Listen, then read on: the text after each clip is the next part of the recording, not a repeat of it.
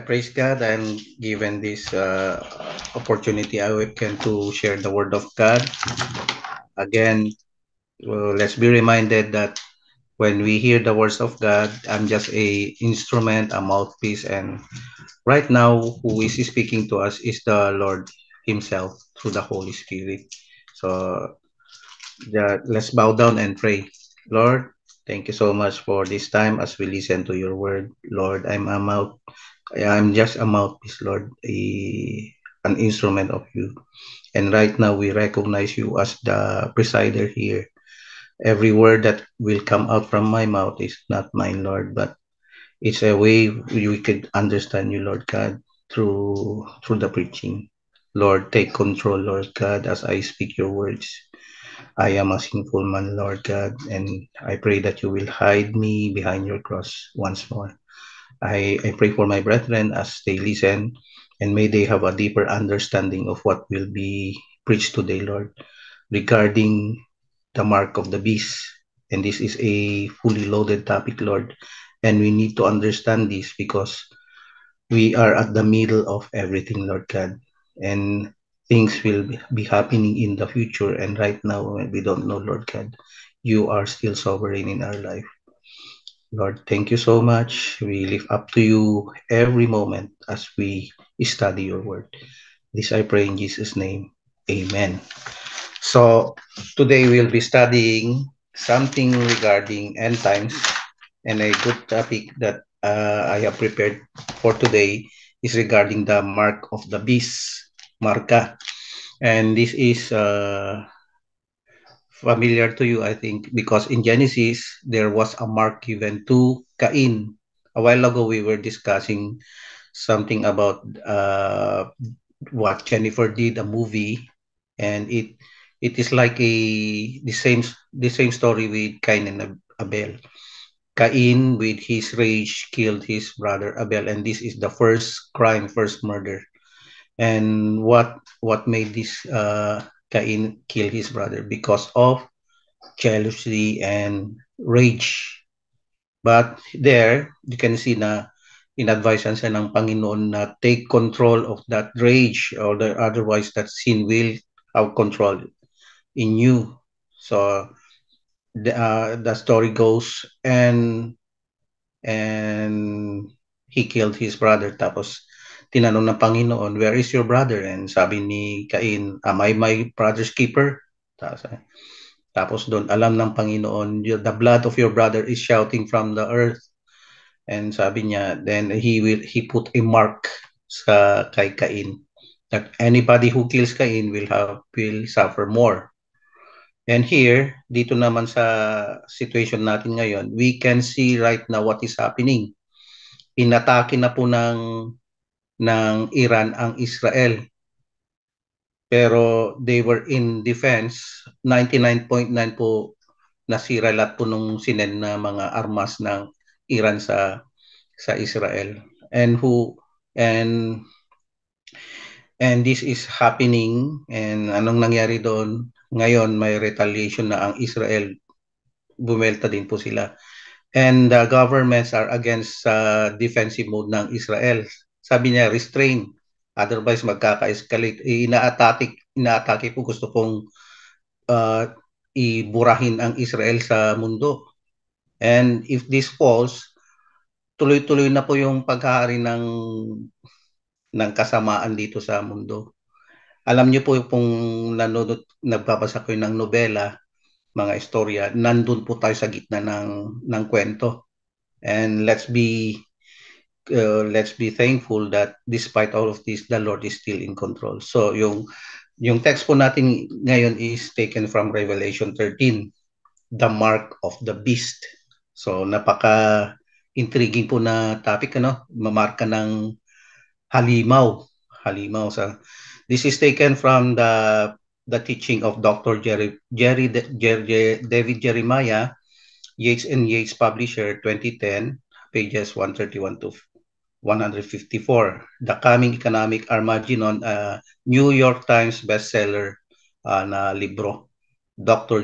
David Jeremiah. These are profound preachers and pastors na naka-angkor po sa true na Christianity. Dr. David Jeremiah, sino pa yung mga author? John MacArthur, John Piper, C.S. Sproul. C.S. Sproul, sila po yung mga defender ng faith.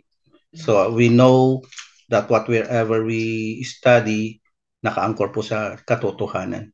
And alam niyo po kung walang katotohanan, lies will continue, and alam po yung consequence, lies will lead to death. Ito po yung nangyari kay sa first na na scene. Ano po yung pinakaunang scene is pride, nung gustong isurpass ni Satan ang Panginoon. So may tanong pa nga, ano yung opposite ng Panginoon? Ang normal answer po, ang opposite po daw ng Panginoon is si Satan. Pero mali po 'yon. Si Satan po is lower rank. Ang pinakamataas na walang sosurpass sa Panginoon, wala. Ang ka-equal lang ni Satan is si Michael. So alam natin doon sa langit nagkaroon po ng digmaan, ang digmaan between Lucifer, his angels, the dragon and his angels, nagkaroon ng giyera doon.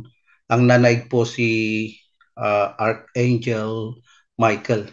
Pinulbos po niya si Lucifer. And they found out no place kay Satan. And Satan was cast out sa mundo. And pagtatanungin nyo saan po ang impyerno, nandito po sa mundo. One day, i-open po ng Panginoon, i-release po ang mga demonyong yan, and magkakaroon po ng tribulation. Wala pa tayo doon. So here, pag-aralan na po natin yung time frame kung kailan mangyayari yung mga event na yon. And wala pa tayo doon, hindi pa tayo nararapture. And nandito to tayo sa grace period. Pero anytime from now, we don't know kung kailan darating ang Panginoon when He takes His church to Him in heaven. Pag-aralan po natin kung ang mangyayari sa rapture, sa tribulation, and sino po yung mananaig. And while reading this one, while studying and preparing this one, it gives me, tumatayo po yung balahibo ko kung ano yung mangyayari sa event na ito. And ito po yung nangyayari ngayon, yung advancement ng technology, nasa atin na. So maraming apps na, and yung technology miniaturize na. Yung tawag nito, yung pag-store ng data, hindi na po imposible. Singlit na lang po ng grain ng rice, pwede nang i-store yung tawag nito, yung mga memory and information. And pag-aralan natin kung paano nagkaroon po ng advancement. And ito po, sabi sa pag-aralan natin, pwedeng gamitin po ng enemy ang mga ganitong technology. So mayroon na pong AI. So napapansin ko po, panay po ang post ng AI. Hindi na po yung totoong tao. So pagkaganda-ganda po makikita nyo doon, pagkagwapo-gwapo, pagkabata-bata, pero pag titingnan nyo, AI na po yun, hindi na po yung authentic. Nakaka-deceive na nga eh. Nahuhook na rin yung tao doon sa AI na yan. So let's read, if you have your Bible, let's read yung Revelation 13. Okay. So the beast out of the sea.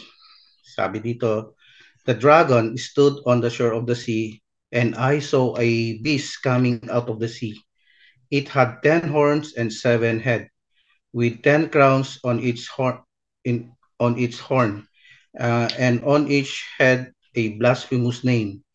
The beast I saw resembled a leopard, but had feet like those of a bear, and the mouth like that of a lion. And the dragon gave the beast his power, and his throne and great authority. One of the head of the beast seemed to have a fatal wound, but the fatal wound had been healed, and the whole world was filled with wonders and followed the beast. People worshipped the dragon because he had given authority to the beast, and they also worship the beast and asked, who is like the beast? Who can wage war against it? The beast was given mouth to utter proud words and blasphemies, and to exercise its authority for 42 months. It opened its mouth to blaspheme God and to slander his name and his dwelling place and those who live in heaven. It was given power to wage war against God's holy people and to conquer them. And it was given authority over the tribe, people, language, and nations. All inhabitants of the earth will worship the beast, and all whose names have not been written in the Lamb's book of life and the Lamb who was slain from the creation of the world. Whoever has ears, let them hear. If anyone is to go into captivity they will go. If anyone is to be killed with the sword they will be killed. This calls for patient endurance and faithfulness on the part of God's people. So at the end, nandun po yung advice ng Panginoon to have a patient endurance and faithfulness, the advice of the Lord. So what is happening right now? Way back in 1973, April 1, 1973, na-invento po yung UPS. Ano po yung UPS? UPS is a 12-digit number. We call it the Universal Product Code. Pag pibili po kayo ng produkto sa grocery, ini-scan na lang po ng makina. And immediately, hindi na po nakakon na sa information. And pagkatapos ng scanning, nandun na yung babayaran nyo. So, April 1, 1973, yung pagka-invento. Sino po yung mga inventor dito? It was American engineers from IBM. Particular, dalawa pong inventor yon. These are graduate students. They developed this technology called the Universal Product Code. This is attributed to George Joseph Laurer III, September 22, 1925, pinanganak, died December 5, 2019. He's an electrical engineer, an American engineer at IBM Research Triangle Park in North Carolina. And the second inventor is John McEnroe. He is the manager of IBM. They both developed the Universal Product Code. So the Universal Product Code was a product of that two graduate students whose contribution is being used today. So they found a way of making the commerce faster by scanning the product, and immediately you will have your bill. So hanggang ngayon ginagamit po yung invention ni George and ni Paul. And what happens right now, ito nagkaroon pa rin ng technological advances. Today, we are going to that direction of also, aside from coding products, we are also going to that direction of coding people. Alam nyo, nung pumunta na kami sa Canada, we have the biometrics. All information is sent to that biometrics. When they scan your passport, nandun na po lahat ng information. And another technological advances na ginawa nila is yung paggamit ng mga technology ito. Many military intelligence agencies, government agencies, and large corporations have introduced a sophisticated security system requiring employees to wear a badge, yung ID badge. And this ID badge has a radio frequency. They call it the RFID, Radio Frequency Identification Chip. So pagpasok mo sa mga facilities na yon, alam nila kung saan ka. They can determine what you're doing, kailan ka pumasok, kailan ka umalis, nag-washroom ka, alam nila. Kumain ka, natulog ka, yung mga nurses, pag may badge sila, even yung pagtulog mo, pag-ihi mo, paggawa mo ng personal business na mo-monitor na. So it sends a radio frequency and they know what is being done. The RFID monitors the location activities inside the premises. Ginagamit din ito ng mga nurses to monitor din yung mga patient na mga Alzheimer's. So they know what's happening to the patient. So ganun po yung usefulness ng RFID. RFID, these are embedded in the ceiling, floor, doors, and is also tinatay din sa mga scene ng damit. Unconsciously, hindi nyo alam na mayroon palang monitoring chip na naka-embed sa mga damit. So just to monitor people inside the facility, especially mga high security na places. So they are seen into clothing and in personal is subjected to monitoring. Example of this is US passport, credit card, debit card, are application of the RFID. People doesn't have the slightest idea that they are being monitored or being tracked. So dito sa Brampton, uso na rin po yung car theft. Nananakaw na po yung CRV at CRV, ano po yung mga magagandang kotse, yung Range Rover, and magtataka ka na lang na yung mga ninakaw na kotse dito nasa Africa na. And the gateway for this crime is dito sa Canada. And nagtataka lang ako, with this high technology sa Canada, nagkakaroon pa rin ng car theft. So, I praise God, luma po yung sasakyan ko. Hindi po pinagkakainteresan. Minsan po, iniwan kong naka-open. Di ko alam na naka-open pala. Pinalikan ko ng umaga.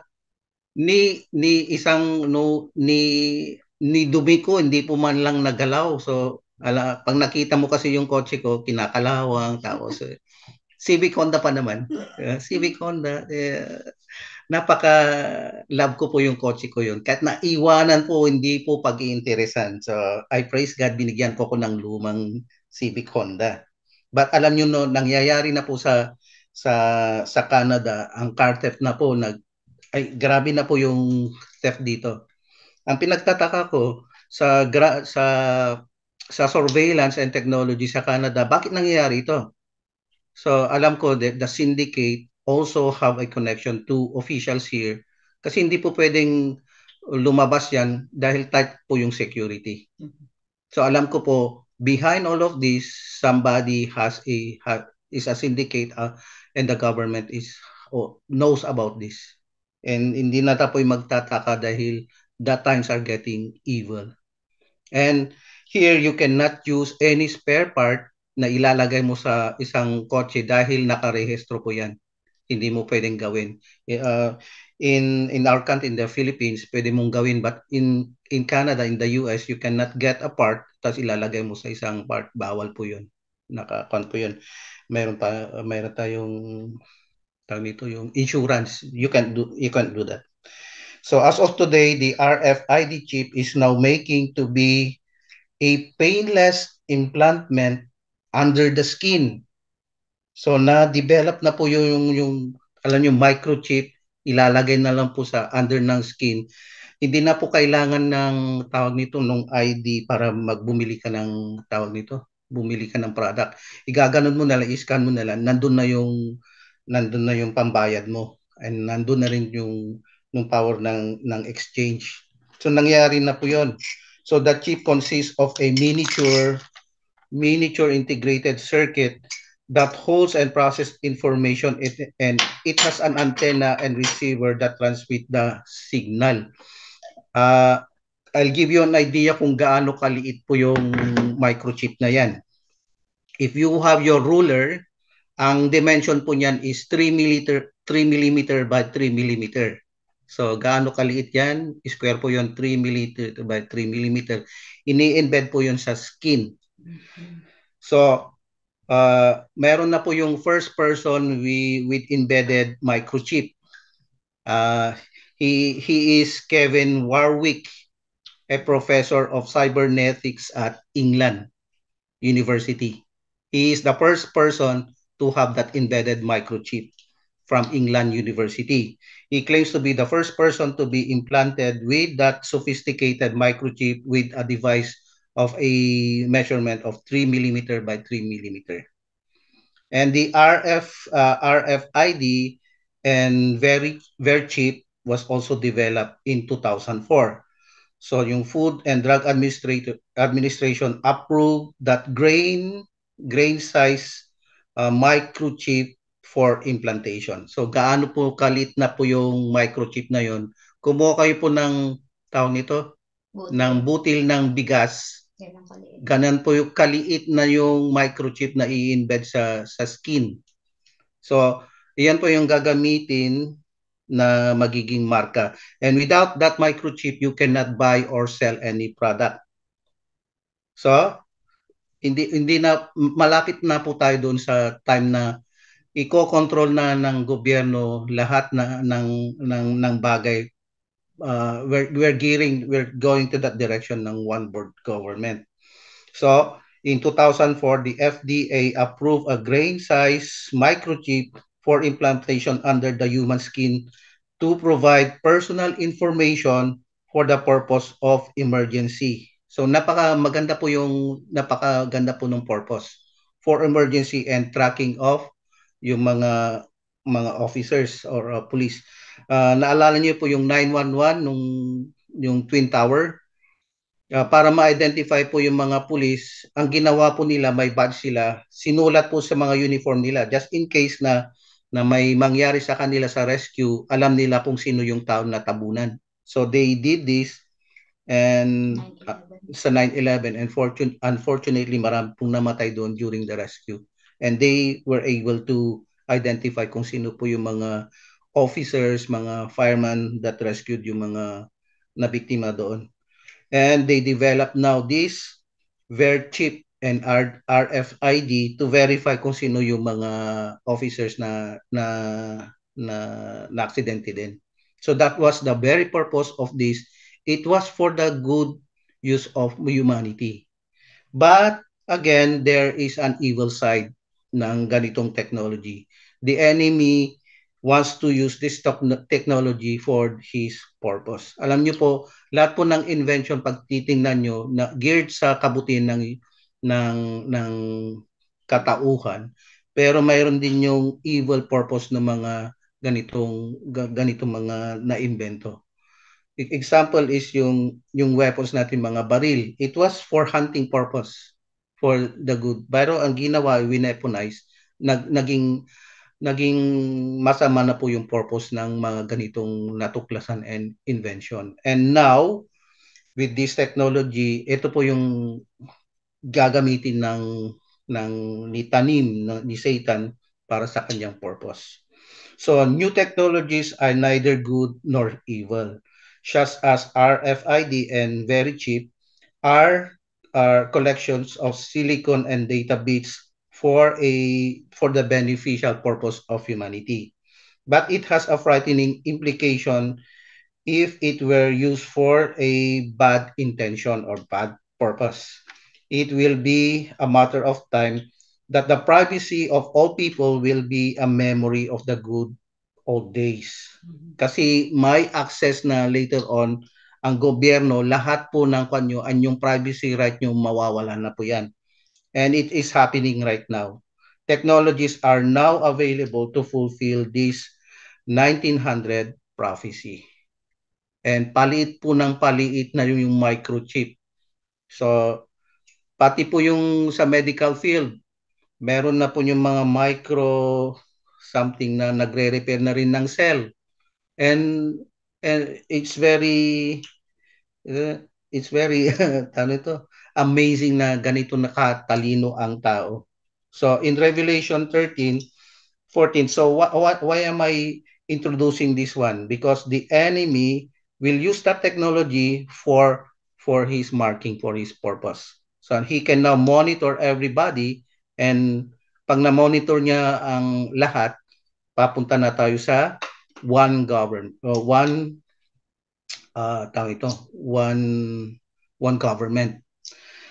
In Revelation 13, na-describe po doon yung appearance ng second beast. Dalawang beast po 'yon. We have also kung mayroon ang Bible, ang personal yung triunity ni God the Father, God the Son, God the Holy Spirit. Mayroon din po na sinasabi sa Bible na the unholy Trinity. Sino po yon? It's the dragon, the first beast, and the second beast. Yung first beast, the dragon, is Satan. The second beast from, as mentioned in Revelation, is his CEO, the Antichrist. And yung pinag-aralan natin, the third unholy trinity is the false prophet. Gagamitin po ni Satan itong technology to mark you. How does a shepherd mark or a farmer mark his sheep or your cattle niya? By means of a branding. So kumukuha po sila ng metal tapos ilalagay sa mainit na po. Is i-brand po yung cattle nila. So kahit na maghalo po yon, alam nila na property nung shepherd po yung cattle or yung sheep. So they have a way of branding their sheep.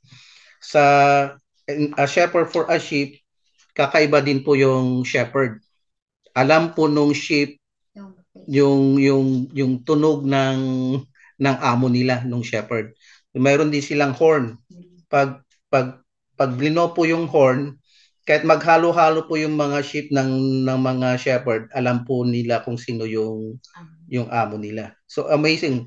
Million po 'yan. Pag blinonan po yung horn ng shepherd, susunod po yung mga sheep nila. Ganun po ang mangyayari in the end times. When the Lord will call us into heaven, isa-separate po niya yung sheep from the goat. And in the rapture, this will happen later on. There will be imagine this, there will be the heavens will be open, the clouds will be open, the Lord Jesus Christ will appear, and with a big blast of trumpet, the archangel will with a loud voice will call us home. And this is the scene in the rapture. I can just may nakakaosam po na i-describe po yung pagbalik niya when the Lord calls us home. It is awesome. Yung rapture po hindi ko po maarok sa isipan ko na in the blink of an eye, in the twinkling of an eye, the Lord calls us home. The dead will rise first, and yung tayong mga buhay pa will be caught up in the air. And isa-separate na ng Panginoon yung sheep niya. And how does he know yung sheep? Maririnig po natin. Pareho din sa mga sheep. Pag narinig natin yung sound, malalamin na natin na nandun na yung shepherd natin. The Lord Jesus Christ will call us home. And ang nakakatawa to nun is yung mga maleleft behind. And the sequence of event after the rapture, that there will be the 7 years of great tribulation. And this mark of the beast will come into intensity. In the sequence of event, nasa gitna po when Israel will have the covenant with the Antichrist, the false prophet, and the abomination of desolation. So sa gitna po ng tribulation doon po, just imagine po, ngayon mayroon tayong kalayaan na mag-preach, we can gather as one church to study the word, but during that time, pagbabawal na po ang tawag nito, yung mag-preach o mag-open ng Bible. They will burn the Bible literally. Tatanggalin po yung mga apps and they will also modify kung ano yung kwan. Ginagawa na po ito ng China.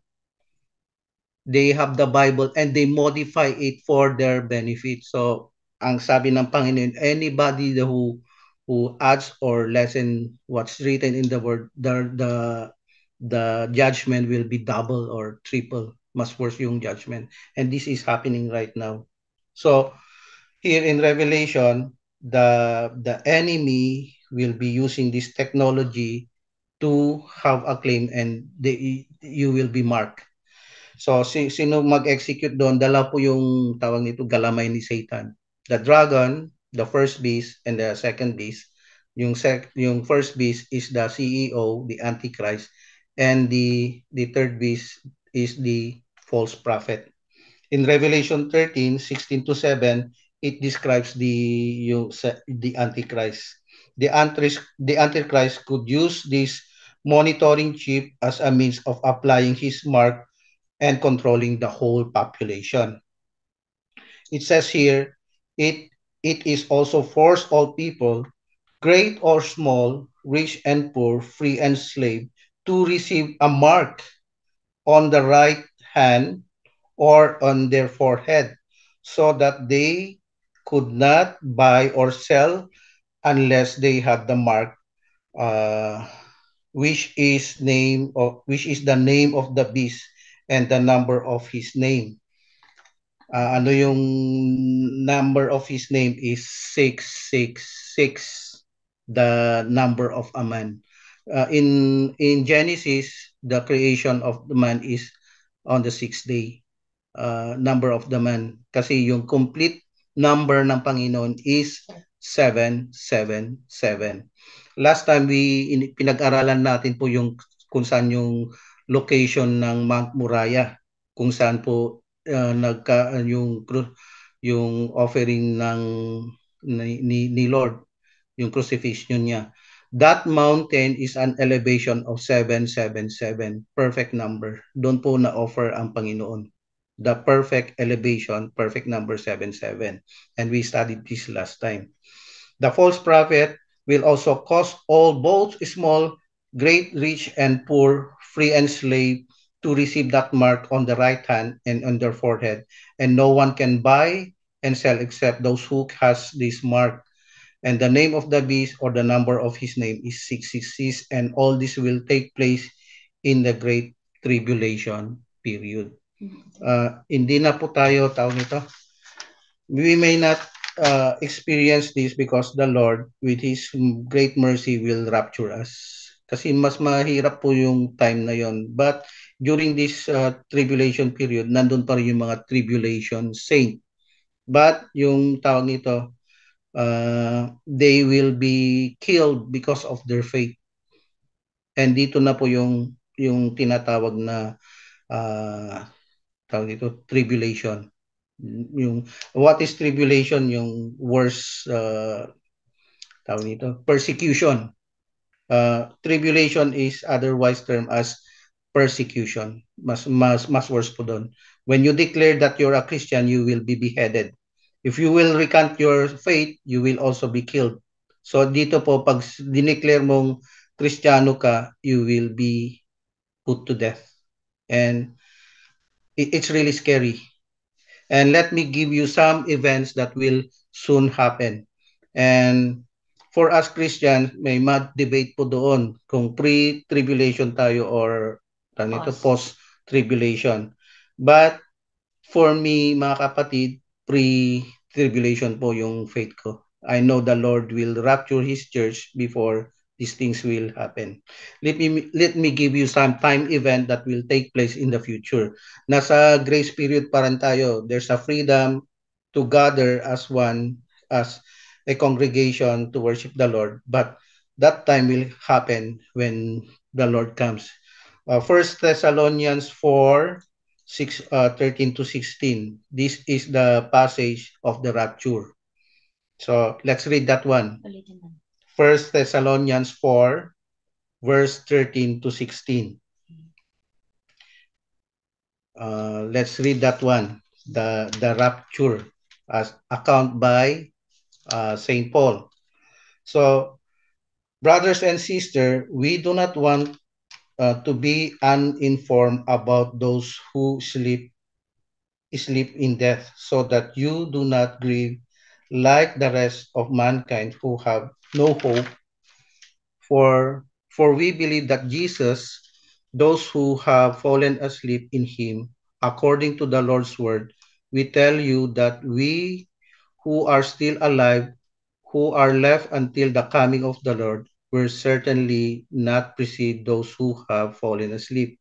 For the Lord himself will come down from heaven with a loud command, with the voice of an archangel, and with the trumpet call of God, and the dead in Christ will rise first.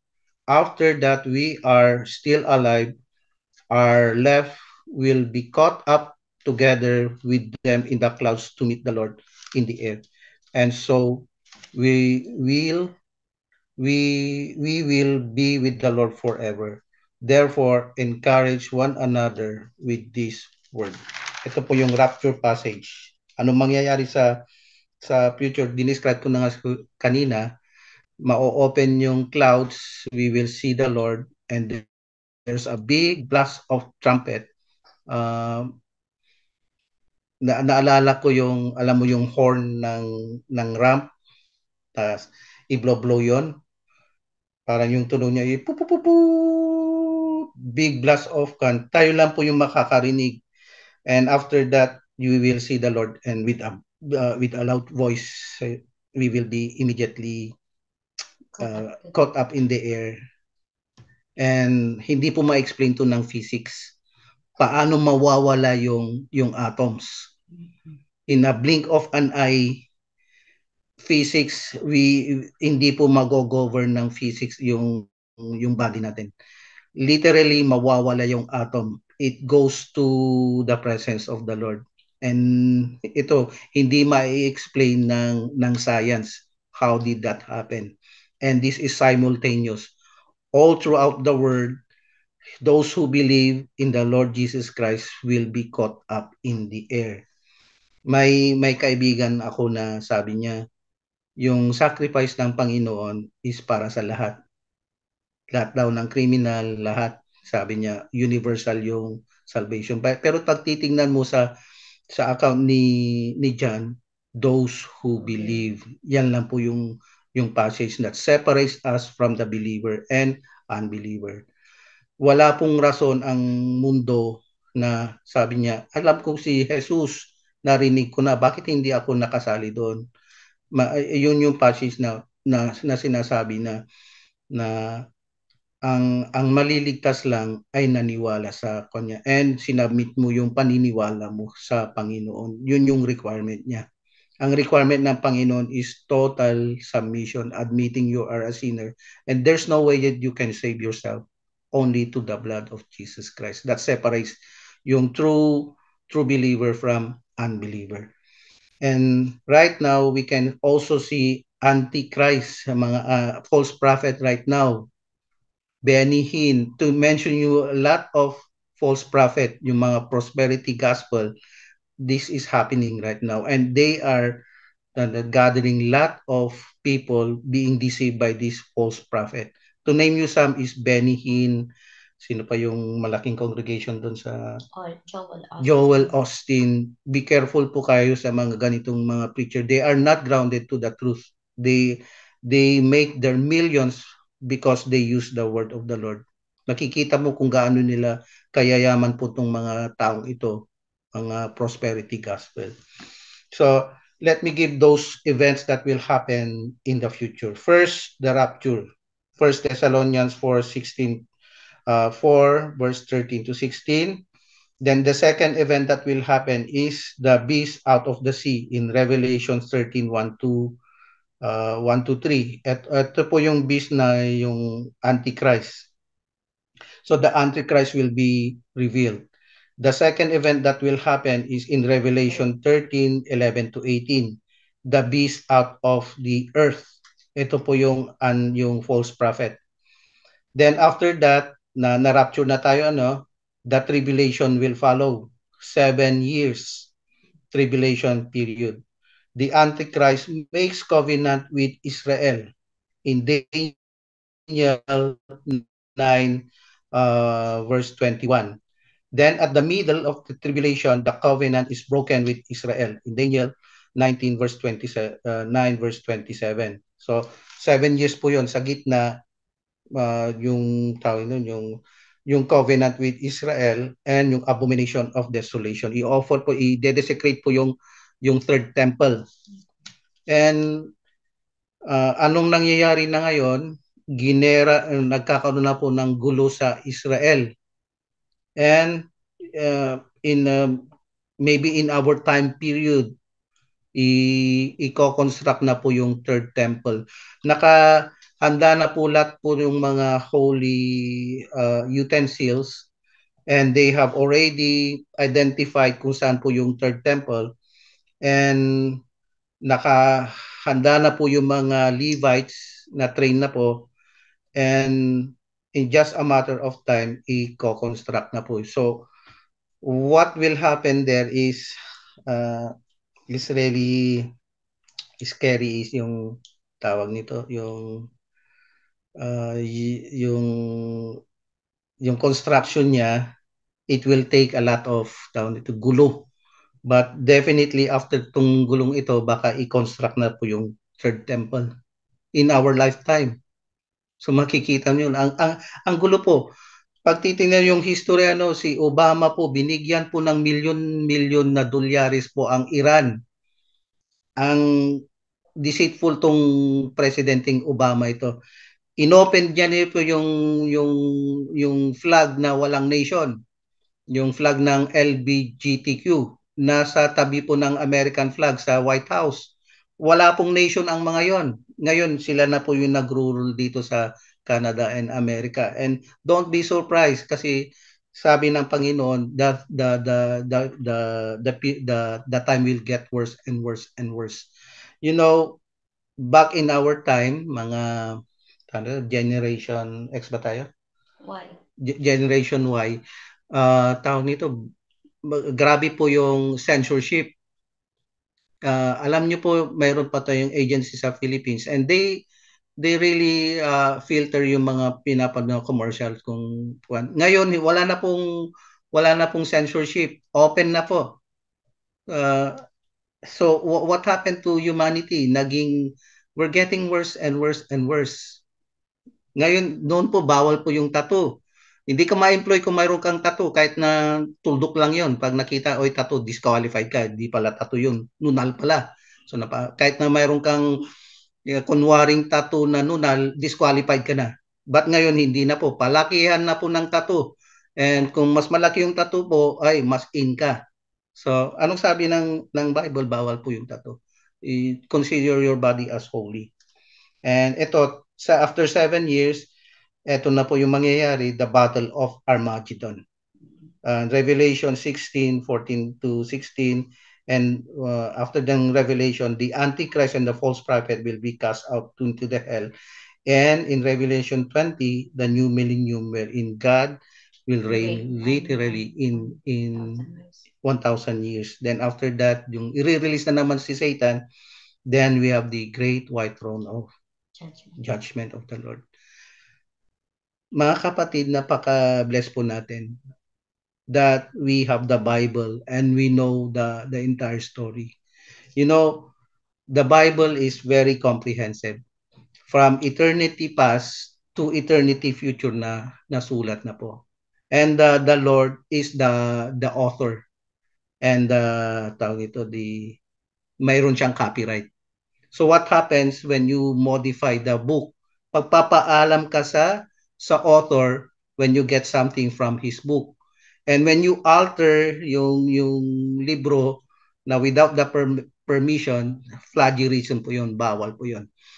For us, we cannot add or decrease what is written in the Bible. Because kung sino po yung author dito, siya po yung may karapatan na hindi mo pwedeng i-alter yan. So what is the purpose of Satan is to alter the word. Siya po yung inoppose niya po yung purpose ng Panginoon. So what is the relevance of this for us? Why are we discussing this, Mark? The truth is, soon things will happen. It will give us one step ahead, a warning, because we are in it.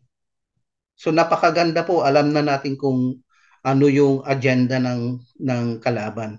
Alam nyo, before you go to war, dapat alam mo kung paano i-defeat yung kalaban. And you are one step ahead. So here, we are studying now, how do we prepare as believers? How do we defeat the enemy, the Satan? When you submitted yourself, when you believe in the Lord, sa totoo lang po, you are drafted in God's army. Lahat po tayo nung sinabi natin, Lord, forgive me. I believe in you. I believe in your son. Immediately, you are drafted in the army. You are now part of God's army. You are now the saints who will be standing behind the truth. And you know, every day we are engaged into war. So what does the Bible said? Wear the full armor of God. And alam po yung lahat po nung breastplate and everything, these are defensive. Yung shield, pang-depensa po yun. Pero may isa po na pang-opensa. Ano po yung pang-opensa? Yung sword. Yun lang po yung pang-opensa sa kalaban. Ano po yung sword? The very words of the Lord. This is your offensive weapon, the word of the Lord. So we are thankful that we can study this, that so that you won't be caught unaware of what is going to happen. So na-discuss ko na po yung tawag nito, yung rapture, the second beast, the tawag nito, the false prophet, and yung first beast, the the beast from the sea, the Antichrist. At po yung, sino po yung Antichrist? He is a political head na magiging, tawag nito, i-convince niya na siya yung leader na makakasolve na lang ng problema natin. And it's gearing out to one government. And ngayon, para ma-accomplish niya yung agenda niya, may isa pang beast na ikakan si Satan, the beast from the earth, which is the false prophet. So, kaya niyang i-persuade yung tao, and how will he accomplish this mark of the beast is through yung third beast, the false prophet. And events na ibibigyan niya yung mark of the beast, yung markado na yung mga sa kanya. And he will force now yung people to worship the beast. In the Bible, it also mentions how the Lord Jesus Christ was tempted sa desert. And ang dami pong ginawa yung devil to just tawag nito, to get the worship of Jesus. The devil is not omniscient. Hindi niya alam na yung kinakausap niya is the Son of God, the perfect representation of the Father. Pero tinempted niya pa rin. Alam niyang in human flesh the Lord Jesus Christ before yung ministry niya. He was there in the desert for 40 days and nagkaroon ng temptation. Ano yung resulta doon? Hindi po nanaig si Satan. The Lord Jesus Christ has his word, offensive word. Sabi niya, it is written, pero paano madidefeat ang author? Siya nga ang author. Created being lang si Satan. So let's study now yung background of the mark of the beast. Saan ba nanggagaling itong mark of the beast? Satan originates the mark. So he has also a scheme to counter the Holy Trinity. Meron din siya yung unholy Trinity. As mentioned a while ago, Satan is the dragon, the Antichrist is the beast out of the sea, the false prophet is the beast out of the earth. Dragon is the originator of the tribulation or evil. So, saan ba galing yung evil? It was free will yun. It came out from the heart of yung inaccept ni Satan, in-embrace niya yung tawag nito, yung rebellion. It came out of, hindi po create ni Lord ang evil, galing po mismo kay Satan, kay Lucifer. Lucifer is a perfect angel.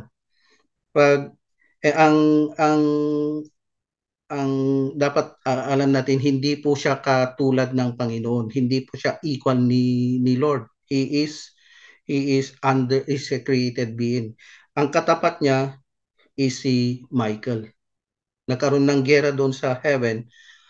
Hindi nga si Lord ang pumulbo kay Inutusan niya lang si Archangel Michael. Hindi nga nanaig siya. Because one-third, kinonvince ni Satan yung one-third of the angels and two-thirds pa rin yung army ni Michael. And doon po, isang sisingil lang po lang sisingil lang po si Michael, burado na pang mundo. Ganun po ka powerful ang mga angels. Wala, ganoon lang. And and in the end times, alam nyo, the Lord will be with the saints and the angels, and in a great battle sa tawag nito Armageddon, with the breath of his mouth, my sword, burado po yung mga enemy. Ganun po ka powerful ang Panginoon. Kung siya na po yung action dito, burado po lahat. So, nagpapasalamat lang ako nung kinusify ang Panginoon. Hindi niya po sinabi na, ay nako, nainis na ako sa'yo, burado kayo lahat. At that time, sira tong universe. But the Lord is so patient with us. He said, forgive them for they do not know what they're doing.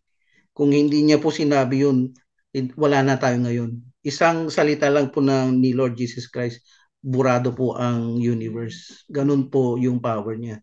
So let's be very, hindi iba po yung purpose ng Panginoon. The purpose of the Lord is to suffer and to offer himself for the redemption of humanity. Kung hindi po niya gagawin yon, wala po yung salvation story. Ang mga angels po wala pong salvation. Only the saints has salvation. So here, Satan has the scheme. He is the source of the activity of nito, yung the mark of the beast. In that text, if you look at verse 5, 5 times niya pong sinabi yung I. He has a problem with I. If you will open your Bible in Isaiah 14 to verse 14, 12 to 14. Isaiah 14 verse 12 to 14. This is the problem of Lucifer. Let's read that verse. So Isaiah 14 verse 12 to 14. How you are fallen from heaven, O Lucifer, son of the morning.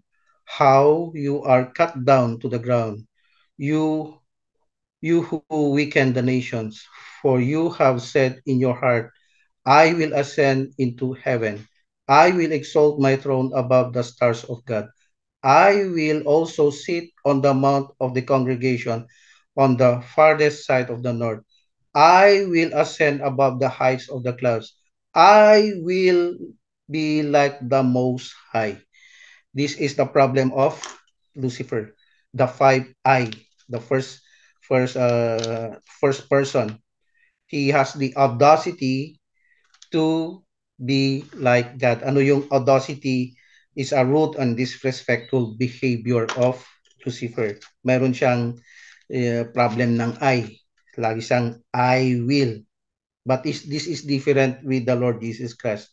Not my will, but your will be done in submission to the Father's will. Pero si Lucifer, I will, sabi niya nga eh. Gusto niyang isurpass ang Panginoon. A created being surpassing the Creator. Every time uh, he mentions this one, he said, I will be recognized. But let us be reminded that he is below God, because he is a created being. God is above and supreme. And finally, Satan's compulsion to rival the Most High and to receive worship that only belongs to the Lord. Yung last statement, I will be like the Most High. So, pagbabasahin mo po yung passage na yun, he recognized that he is below. Every time na sinasabi ni Satan yon, rene-recognize na hindi siya yung Most High. He is still under submission to the Lord. So he is the mastermind of yung mark of the beast. So what is the first sin, by the way? Pride is the first sin. Yung gusto niyang surpass ang Panginoon. Pride found in the heart of Lucifer, the first sin. And yung second sin na nangyari is yung lies. This was the attack to our first parent, to Eve. First, yung pride niya. He found pride. I should surpass. I should be above the Most High. So ano yung scheme niya? First, dideceive ko si Eve. So ano yung scheme niya? Mas matibay si Adam. Ngayon, ang way ko is doon ako attack sa weaker. So ang inattack niya si Eve. So what happened? He introduced lie and deception. And what happens to Satan? Lie after lie after lie after lie. Hindi na po, when he embraced lie, to the extreme na po na hindi na makakawala si Satan sa lies na yan. So here, Satan was bloated with pride and continued to swell, and to the point that he even wanted God to worship him. Satan's audacities and egotism have no limit, and it consumed him. In Matthew 4:8 to 9, this is the story where Satan, through his lies, want to destroy the purpose of God when he wants to tempt Jesus Christ. And let's see this one. Let's end with this one. Yung Matthew 4:8 to 9. And we can learn this lesson how the Lord Jesus Christ defeated Satan. Matthew 4:8 to 9. It says, the devil took him up on an exceedingly high mountain and showed him all kingdoms of the world and their glory, and said to him, all of these I will give to you if you will fall down and worship me. So then Jesus was led, and Jesus is tested in the wilderness, and Jesus was led by the Spirit into the mali pala. Verse 4, 4 to 8 to 9 pa yun yung binasa ko. No? Let's start with verse 4, 4 to 11, the whole story. So, verse 4, then Jesus was led by the Spirit into the wilderness to be tempted by the devil. After 40 days and 40 nights, he was hungry. The first temptation. That tempter came to him and said, if you are the Son of God, tell this stone to become bread. And Jesus answered, it is written, man shall not live on bread alone, but in every word that comes from the mouth of God. So he enticed Jesus because of his yung gutom niya. So the same din yung ginawa niya kay Eve. Inentice niya si Eve na masarap tong prutas na to. Then in verse 5, then the devil took him to the holy city and had him stand on the highest point of the temple. If you are the Son of God, he said, throw yourself down, for it is written, he will command his angel concerning you, and they will lift you up in their hands so that you will not strike your foot against the stone. Then Jesus answered him, it is also written, do not put the Lord God to test. Under tawag nito, do not test the Lord God. Yung imamak mo siya kasi all powerful siya. He is hindi alam ni Satan na he can float. He controls the air and the water. Pwede niyang gawin ito, pero hindi yun yung will ng Panginoon. Then Jesus said to him, away from, in verse 8, and the devil took him up an exceeding high mountain, and showed him all the kingdoms of the world and their glory, and said to him, all these things I will give to you if you will fall down and worship me. So tingnan mo, loko-loko si Lucifer. Gusto niyong isurpass ang Panginoon, worship me. Hindi niya alam na sa kanya lahat. Hindi mo ba, oy Lucifer, tumigil ka dyan, hindi mo alam sa akin lahat. He's not omniscient, right? Then, Then Jesus said to him, "Away from me, Satan, for it is written, worship the Lord God and serve him." Only then the devil left him and the angels came and attended to him. So, ganun po ka-powerful ang Panginoon. Hindi niya ma-thwart po yung hindi niya tawag nito, mababago ang will ng Panginoon. Kung ang problema ni Satan is I will, ang Panginoon namin is your will be done. Perfect submission sa Panginoon. Satan recognize this and realize it, that few, if anyone, will voluntarily worship him, he have to resort to deception and compulsion. And what is his scheme? Through the mark, so that some people will worship him. And this is the scheme, and we will continue this. This is only an introduction. The next preaching, we will dive deeper kung ano pa yung ang gagawin nung ni Satan to get that worship. Let us pray. Lord, thank you so much that you have revealed to us deeper meaning of the mark of the beast. And we're thankful, Lord God, you can talk to us and you can open our mind for us to be prepared prepared of what is going to happen, Lord.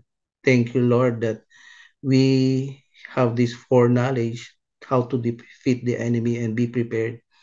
And again, you said, wear the full armor of God. And Lord, we rely on you, Lord God. The word can throw lots of things to us to distract us, Lord. And you know the word offered a lot of things, Lord God. Help us, Lord, to be focused on you every day, even as we wake up. Lord, help us to be conscious of you every day, Lord God. We pray for people, Lord, who doesn't know you yet. Give us opportunity to share the word of God through this platform, or any way that you will bring us in our workplace, in the school. Open doors for us to minister, Lord God. Thank you so much, Lord, that you've used me again as your vessel, Lord God, your mouthpiece. Lord, I am unworthy, Lord God, but thank you anyway, Lord God, that you can use these resources and use me to explain this word. Lord, you are the one presiding, Lord. I'm a nobody, Lord. I'm no one. And all glory belongs to you. Thank you for teaching us. I give back to you all the praises, all the glory in Jesus' name. Amen.